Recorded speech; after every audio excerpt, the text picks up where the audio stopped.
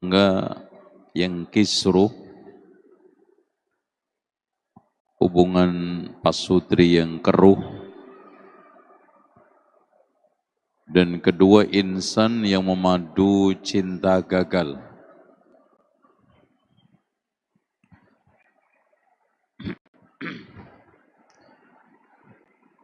Tidak sedikit rumah tangga kaum muslimin amruk, tidak berlanjut karena tidak memiliki seni bergaul dengan pasangan. Ya.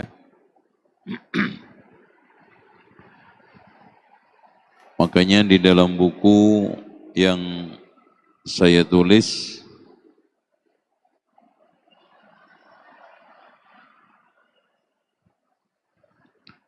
terutama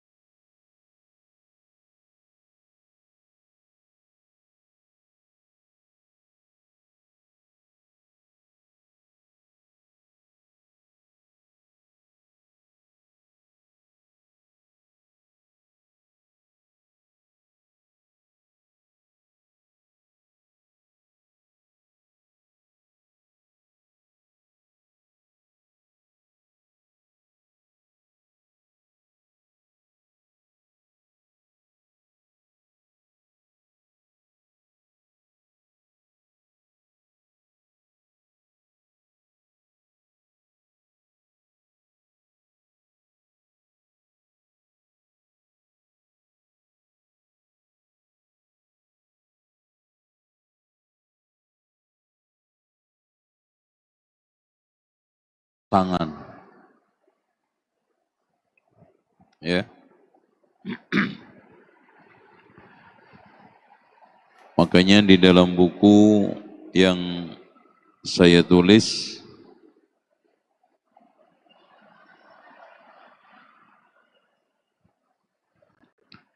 terutama di halaman 253.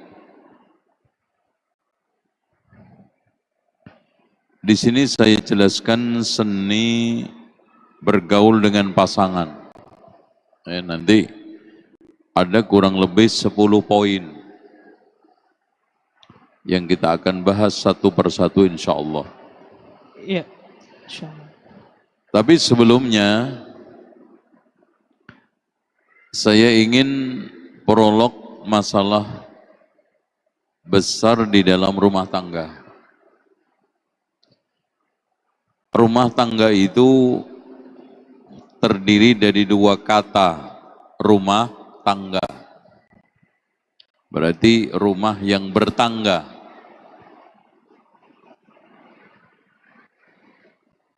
Dan orang kita, bangsa Indonesia, kaum muslimin di Indonesia ini memilih kalimat itu bukan kebetulan. Dipilihnya kalimat rumah tangga.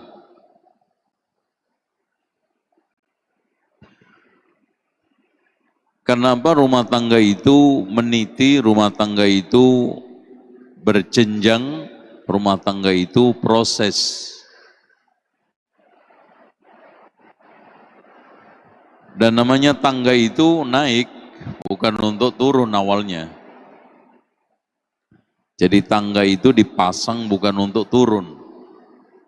Awalnya tangga itu dipasang untuk naik. alias rumah tangga itu harusnya ada peningkatan. Tambah waktu, tambah umur harus makin matang.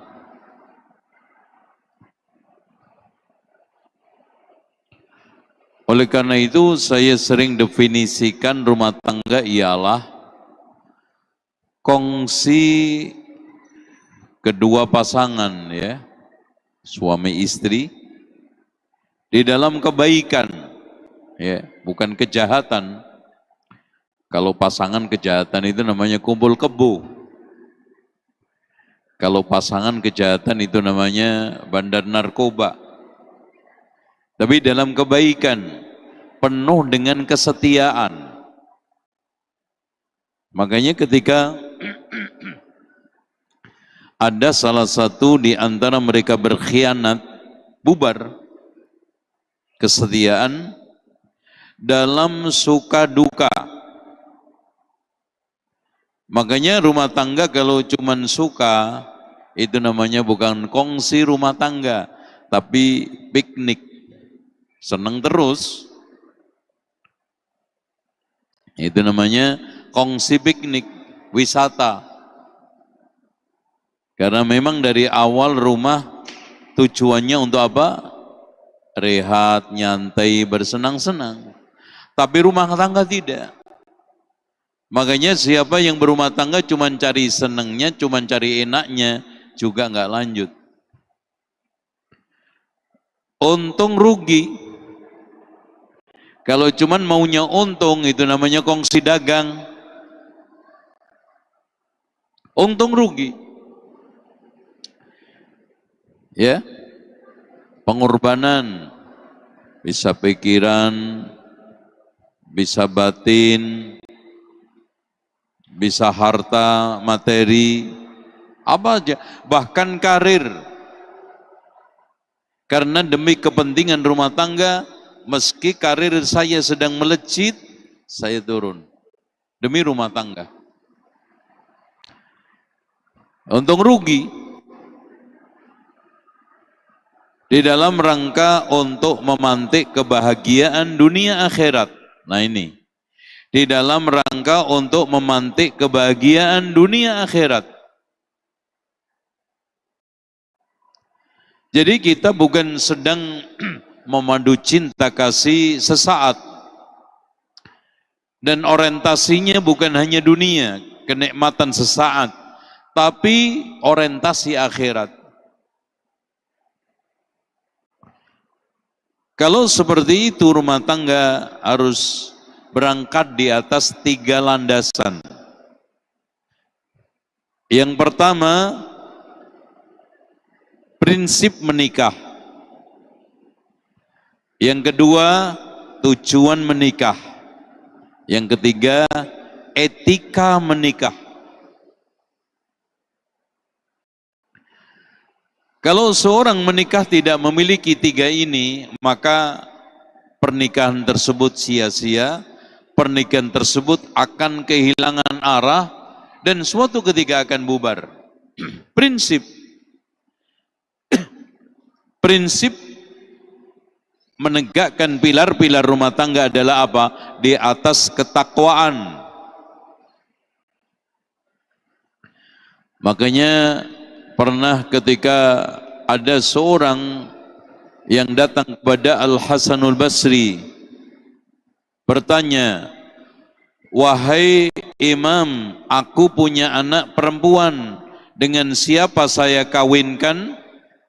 Maka Al-Hasanul Basri menjawab, "Kawinkan dengan laki-laki yang bertakwa."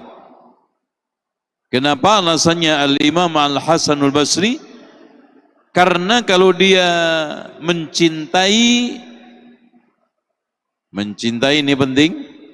Kalau dia mencintai, dia akan berbuat baik. Jadi mencintai dia itu enggak sekedar cinta, tapi cinta penuh dengan kebaikan, berbuat baik. Dan kalau dia benci, tidak mendolimi, itu yang penting. Artinya cinta didasarkan keadilan, benci tidak didasarkan ketidakzaliman. Karena ada orang yang cinta melampaui batas sehingga keluar dari kebaikan, atau benci yang melahirkan kezaliman. Itu ya. Kemudian yang tidak kalah pentingnya menikah itu adalah ada tujuan. Tujuan utama menikah laki-laki untuk mencari ketenangan, perempuan untuk mencari perlindungan. Ini. Makanya kalau perempuan ketika menikah tidak mendapatkan perlindungan, maka dia akan rontok di tengah jalan. Bahkan perlindungan yang dicari oleh wanita muslimah sampai akhirat, sampai ku anfusakum wa ahlikum nara. Jagalah, lindungilah. Masya Allah. Jadi sosok laki-laki dihadirkan oleh Allah di tengah rumah tangga itu untuk melindungi, dan bukan hanya melindungi ekonomi istri, bukan melindungi psikologi istri, biologis istri, tapi lebih daripada itu melindungi akhirat istri.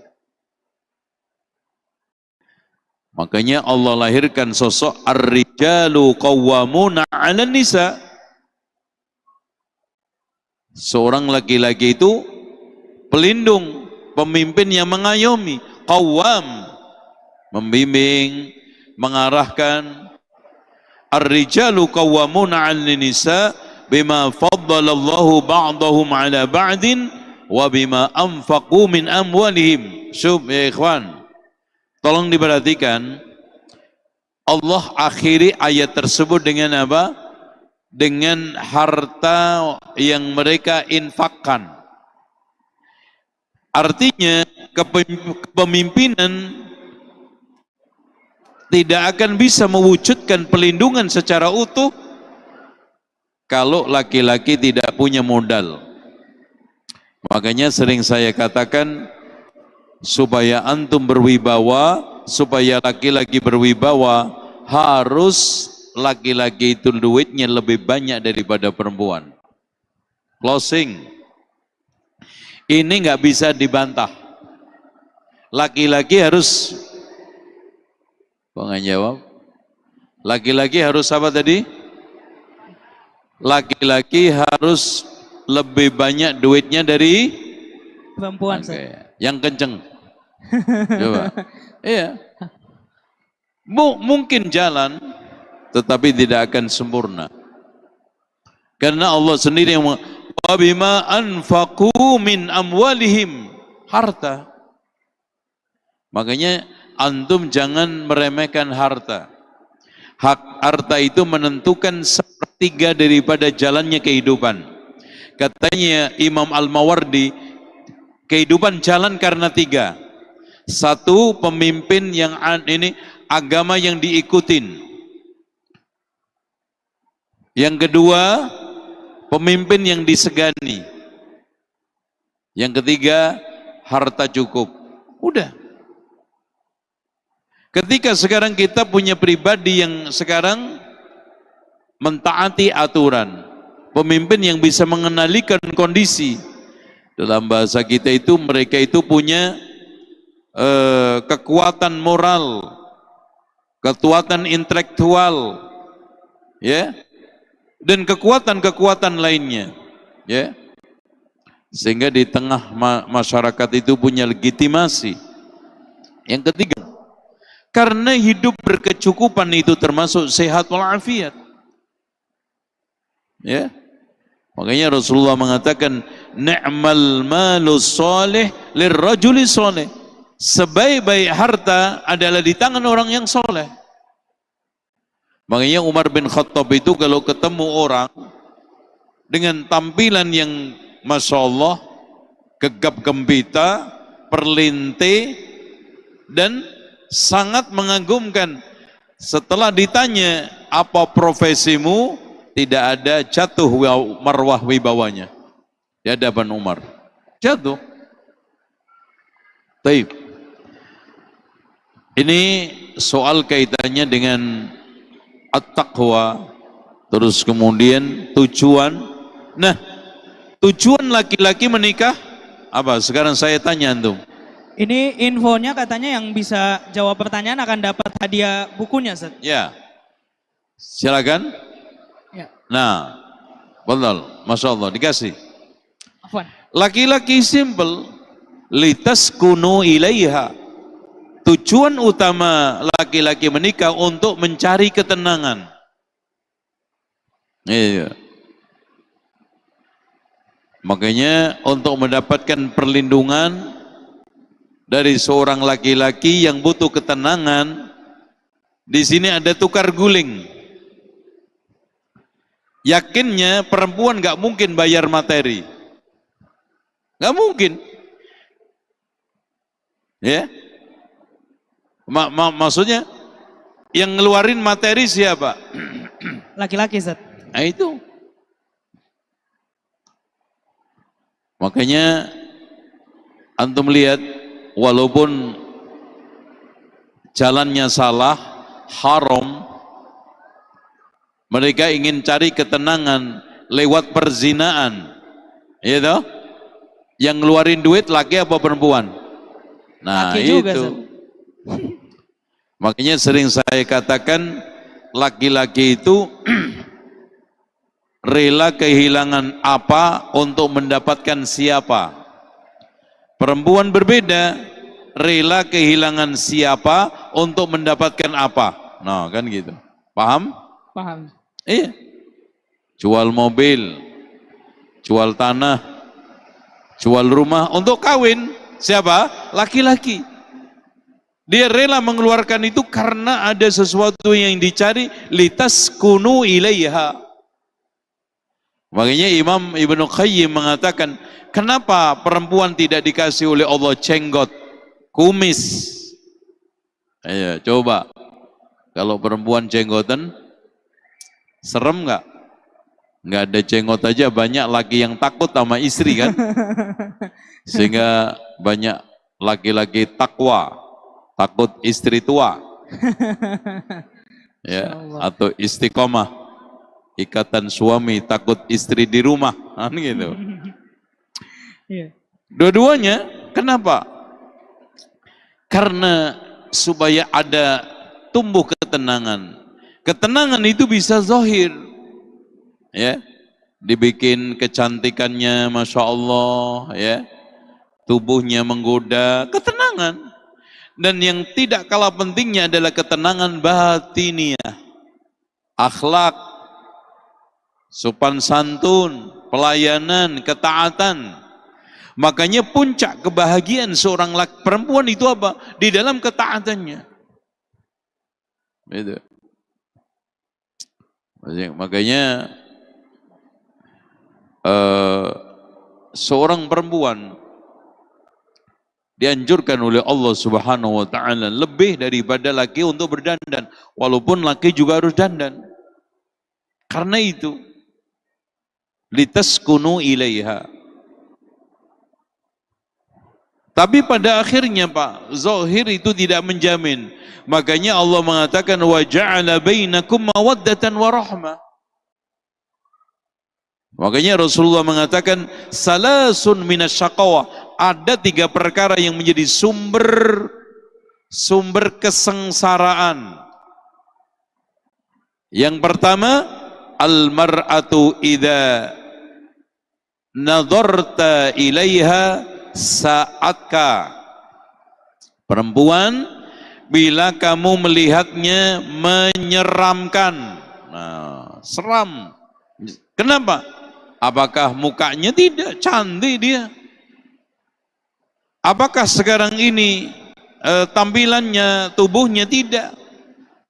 Akhlaknya, tutur katanya, ucapannya yang selalu menyinggung, menghina, merendahkan. Makanya Rasulullah SAW mengatakan ada 3 orang yang doanya tidak akan dikabulkan oleh Allah. Di antaranya rajulun kana tahtahu imra'atun sayyi'atul khuluqi falam yutallikha seorang laki-laki yang punya istri jelek akhlaknya, bukan jelek mukanya, yang tidak diceraikan. Iya, insyaallah. Ustaz, izin Ustaz. Jadi dari yang tadi Ustaz telah sampaikan artinya ada beberapa poin di mana laki-laki harus unggul dari wanitanya Ustaz. Salah satunya adalah kita harus unggul secara material dan lebih banyak uang dalam tanda kutip. Nah, tapi Ustaz, ada beberapa keluarga yang mungkin dia mengalami kondisi ketidakidealan Ustaz. Ketika laki-laki tidak bekerja sehingga istri yang menjadi sumber penghasilannya Ustaz. Nah, istri di sini yang bekerja. Yang saya katakan tadi etika rumah tangga dibangun di atas 4. Oke. 1, adanya tanggung jawab penuh di dalam menjaga kelangsungan rumah tangga. Iya. Suami istri. Jadi untuk mempertahankan rumah tangga itu bukan kewajiban istri saja, bukan kewajiban suami saja, tapi suami istri. Ya. Yang kedua, adanya kemauan dan kemampuan. Kemauan dan kemampuan. Karena ada yang mau tapi nggak mampu, ada yang mampu tapi nggak mau. Dua-duanya nggak akan selesai. Adanya kemauan dan kemampuan di dalam menyelesaikan konflik rumah tangga. Makanya konflik rumah tangga itu selalu ada. Siapa yang bermimpi bahwa rumah tangga tidak ada konflik, itu sama aja kita berharap ada petir nggak ada hujan. Nggak mungkin. Ya mungkin kadang-kadang ada, tapi nggak ada hujan. Tapi petir, hujan. Sekarang kita pengen makan, pengen punya duit, nggak kerja, nggak mungkin. Itu sebab akibat. Makanya di sini harus ada kemauan dan kemampuan yang seimbang di dalam menyelesaikan konflik masalah.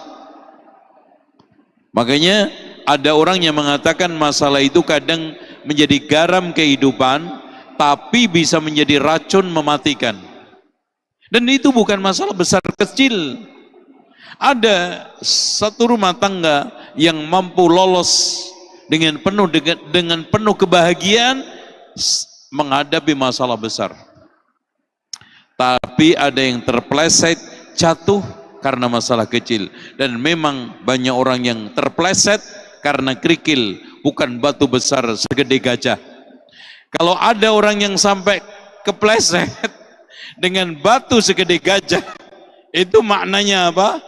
Pastinya orang ini buta. Kepleset, batu kecil. Yang ketiga, adanya komunikasi yang hangat produktif. Permasalahan yang kadang-kadang timbul, komunikasi yang tidak produktif, komunikasi yang emosional, komunikasi yang cuek, komunikasi yang sekarang ini merendahkan, meruncing. Itu yang sekarang jadi masalah. Nah, yang ketiga, memiliki pandangan yang realistis, tuntutan yang kompromistis. Kalau ini etika ditegakkan di dalam rumah tangga, insya Allah jalan. Itu ya. Baik, Ustaz. Nah, tapi kita kembali lagi ke konsep, ini kan sebenarnya kita hidup ini untuk diuji, Ustaz. Ujian itu nggak akan lepas sampai nantinya kita wafat. Dimana ketika rumah tangga kita sedang diuji, yang mana kita akan menghadapi masalah, kemudian keluar, terus bertemu dengan masalah lagi, Ustaz. Mungkin yang jadi pertanyaan, bagaimana sikapnya agar kita tetap bisa tenang, kita tetap bisa bekerja sama dengan pasangan kita untuk menghadapi setiap polemik dan masalah dalam rumah tangga, Ustaz. Ya, ini masuk ke dalam masalah atau di bukunya halaman 253. Harus ada seni. Main bola itu, Pak, ternyata bukan sekedar otot. Main bola itu ternyata nomor satu adalah strateginya. Orang bekerja, hatta walaupun hanya sekedar kuli bangunan, ternyata ada tekniknya untuk memasang bata supaya rapi dan kuat. Nah ini yang kadang-kadang tidak dipahami, tidak dianggap, bahkan dianggap sepele. Rumah tangga nggak mungkin nggak ada tekniknya, nggak ada strateginya. Contoh aja Pak, antum memasukkan motor ke rumah antum gede, oke. Rumah kecil, ada teknisnya. Ya, bagaimana motor ini supaya tidak dicolong maling, dimasukin rumah kontrakan, ada tekniknya. Nyetir, ada tekniknya. Nah, inilah yang disebut dengan seni kita. Ini yang disebut dengan bagaimana kita itu mencari solusi di tengah permasalahan yang sangat pelik dan konflik yang sangat yang sangat dahsyat. Apa yang kita lakukan? Pertama, jangan membayangkan kesempurnaan. Itu satu. Ya. Jadi ketika kita menikah, yang kita bayangkan, yang kita cari adalah kesempurnaan, maka pada saat itu dia akan seumur hidup menikah dengan penuh kekecewaan. Ya. Kenapa? Karena ternyata orang itu makin lama makin bergaul, makin lama dia itu ketemu, makin lama bersinggungan, makin lama berinteraksi, itu bukan makin tampak kelebihan masing-masing, kecuali Rasulullah. Makanya subhanallah, sekian ribu sahabat bergaul bersahabat dengan Rasulullah, nggak ada kalimat-kalimat negatif. Bahkan semuanya pujian, semuanya sanjungan, semuanya apresiasi positif terhadap Rasulullah. Karena memang makin lama kita dekat bersanding dengan Rasulullah, itu makin tampak kesempurnaannya. Kita sebaliknya. Rasa hormat, rasa menghargai, pandangan-pandangan penuh dengan kewibawaan, sanjungan, menjaga marwah, itu rontok satu persatu demi hari demi waktu. Apalagi dia itu menuntut serba sempurna. Makanya laki-laki atau perempuan yang perfect, yang selalu pengen sempurna, yang selalu pengen lengkap, itu selalu gagal di dalam kehidupannya.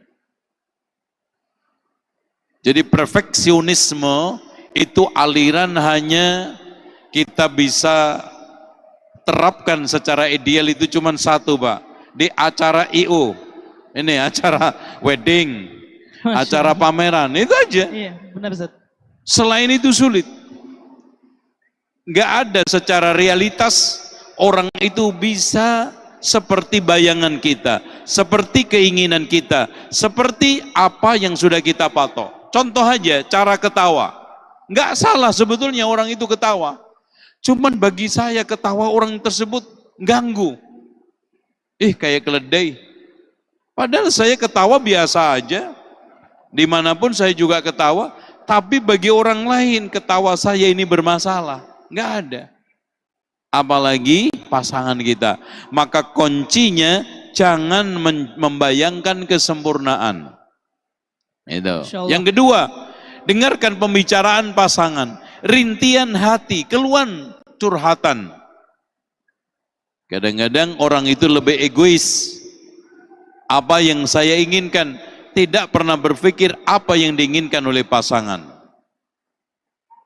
Dia selalu menuntut hak, tetapi dia tidak pernah berbicara kewajiban apa yang sudah saya berikan kepada pasangan saya. Makanya hal-hal kadang-kadang mengendap.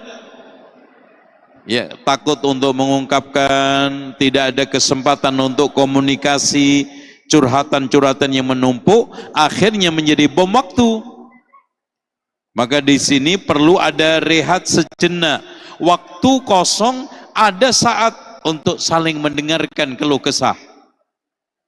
Ya nggak harus kita itu duduk di hotel berbintang, cukup kita waktu weekend atau ada longgar, ada kekosongan, duduk di tempat bakso, ngobrol, atau di taman, atau alhamdulillah ada kesempatan wisata, atau ada acara-acara seperti ini. Coba dimanfaatkan untuk saling mencurhatkan masalah-masalah yang dihadapi. Sampai ada solusi. Kalau kita itu sudah stagnan, beri catatan 3 lembar folio A4, tulisan tangan aja, nggak usah tulis ketik. Apa yang kamu inginkan dari saya, kasih ke istri. Apa yang kamu inginkan dari saya, kasih ke suami. Tulis itu di 3 lembar. Yang nikahnya sudah umur 15 tahun itu kurang itu. Iya. Kurang. Apalagi jarang komunikasi. 1, 2, 3. Bahkan dengan tulisan sambil dia diam sendirian akan lebih fokus. Keluar semua itu unek-uneknya. Antum tukar kertas. Yang milik istri kasih ke suami, yang milik suami kasih ke istri. Dibaca. Dari situlah kita sudah mulai bisa memetakan, mendengarkan masalah. Taib, insya Allah. Ustaz, ini mengingat waktu juga sebentar lagi insya Allah kita akan masuk azan Isya Ustaz. Mungkin ini jadi pertanyaan terakhir. Pada poinnya, intinya adalah membangun komunikasi yang baik antara suami dan istri Ustaz. Namun kita tahu untuk membangun komunikasi itu kita perlu ada rasa cinta di tengah pasangan Ustaz. Bagaimana agar rasa cinta ini tetap terus tumbuh dan bertahan dalam sebuah rumah tangga Ustaz? Ya, pertama kita menjalin kasih sayang itu secara wajar. Ahbib habibaka haunan ma'asa yakuna baghidaka yawman ma, itu aja. Wa abghid baghidaka haunan ma'asa yakuna habibaka yawman ma. Sedang mencintai istri suami wajar aja. Nah, berikutnya, jangan biarkan harta menghancurkanmu. Karena harta, rumah tangga bubar. Karena harta, entah itu lebih atau kurang, pernikahan dibatalkan. Terganggu. Kenapa? Nggak lucu. Tujuan utama menikah dari miskin supaya kaya, setelah pernikahan yang menjadi tujuan harta itu ada, malah dibatalkan. Makanya jangan sampai karena harta menggugurkan, membatalkan pernikahan. Nah ini, biasa selalu tersenyum. Ya. Jadi al-kalimat thayyibah. Ya, coba bayangkan penjual sayur itu Mas. Dari awal sampai akhir senyumnya sama mak-mak itu Masya Allah. Bisa. Sales senyum kepada setiap pelanggan. Kenapa kita tidak bisa senyum kepada orang yang paling kita cintai? Ya, kenapa jadi mahal? Kenapa kita pulang merengut? Kita pulang sekarang masam, kita sekarang pulang buram, kita pulang sekarang membawa berbagai macam seakan beban di kepalanya berat. Lucu. Sikap terbuka dan transparan.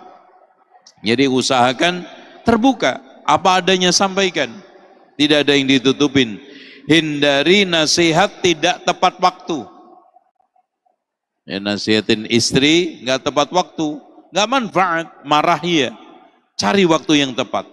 Nah, yang berikutnya, stop cemburu buta, cemburu overdosis. Ya, karena kadang-kadang orang cemburu overdosis. Ya. Subhanallah, suaminya dicemburui, kemana aja dicemburui, selalu dikuntitin, dicurigai. Nah, udah mulai kan, curiga suudzon. Bagaimana untuk membedakan? Cemburu buta itu cemburu tanpa fakta. Adapun cemburu yang sekarang ini benar adalah dengan fakta. Nah, sekarang jangan biarkan perdebatan meruncing. Kalau sudah meruncing, stop. Ya, kadang-kadang Masya Allah ya, perdebatan itu bahas masalah satu, di ujungnya 10 masalah muncul.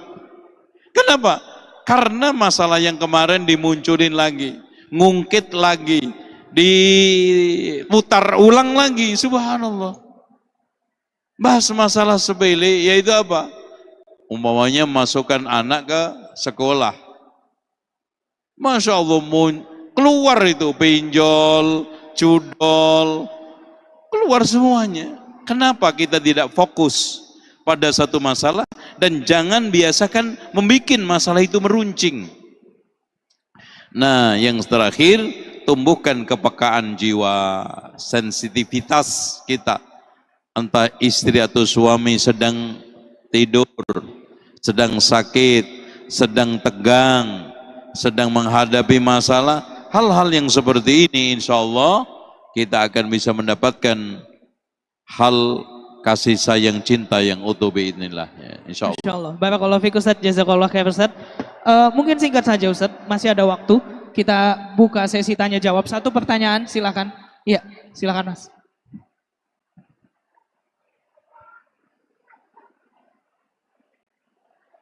Assalamualaikum Pak Ustadz. Izin bertanya Pak Ustadz, kira-kira apa dalil ketika Pak Ustadz mengatakan salah satu doa yang gak dijabah adalah laki-laki yang memiliki istri yang buruk akhlaknya. Nah itu dalilnya apa ya Pak Ustadz?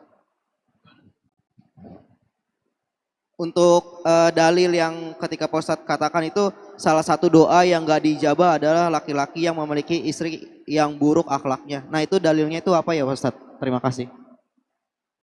Oh, doa yang tidak terkabul. Iya, itu Oke. Ustaz. Yang kedua, rajulun a'ta malan li safihin. Orang yang memberikan harta kepada orang yang safih. Safih itu apa? Kendor otaknya. Tidak berfungsi nalarnya. Ya, saya sering kasih contoh. Dulu saya ketika SD, masih ingat banget di kampung saya, ada orang jual ayam, ditawar 5.000, minta 3.000. Ditawar berapa? 5.000, minta 3.000. Kenapa? Karena 5.000 cuma 1 lembar, 3.000 3 lembar. Ini orang safih. Gak berhak, gak boleh antum kasih pasrahin harta. Dan yang ketiganya adalah rajulun a'tamanan li ghairihi biduni syahidin. Orang yang memberikan harta, menyerahkan harta ke orang lain tanpa saksi. Makanya antum kalau utang piutang, menyerahkan harta atau apapun, antum bikin saksi. Bukan soal nanti dia takut mengingkari, takut lupa, takut macam-macam atau mati. Yang paling utama adalah menyebabkan doa kita tidak dikabulkan oleh Allah Subhanahu wa taala. Ya. Itu yang ingin saya sampaikan. Baik, jazakallah khair Ustaz atas ilmu dan juga waktu yang telah diberikan kepada kita semua dan juga Masya Allah, ya jazakallah khair. Baik, ini ada hadiah bagi yang bertanya. Dan teman-teman semua tentunya jazakumullah khairan atas perhatiannya. Semoga apa yang telah disampaikan bisa bermanfaat bagi kita semua. Dan tentu semoga Allah berikan kemudahan untuk kita menghadapi setiap polemik-polemik dalam rumah tangga. Kita tutup pertemuan kita dengan doa kafaratul majelis. Subhanakallahumma wa bihamdika. Asyhadu an la ilaha illa anta astaghfiruka wa atubu ilaik. Assalamualaikum warahmatullahi wabarakatuh.